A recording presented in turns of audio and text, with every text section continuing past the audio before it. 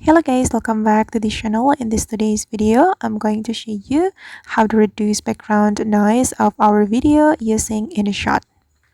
Okay, let's get into it guys. I have opened my Inshot, and first thing first, I'm going to open up the project I have just created. This is my project and I'm going to reduce the background noise of this video. If you want to do that, we can go to the volume menu and then we can simply tap on the noise. Okay, then click on the check mark. And this is the result.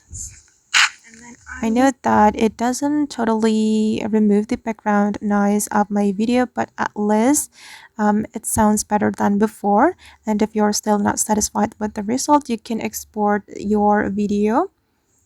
I'm just going to export it, and then you can start creating new project again, and you can denoise it again to make the sounds better. You can click on create new and import your video.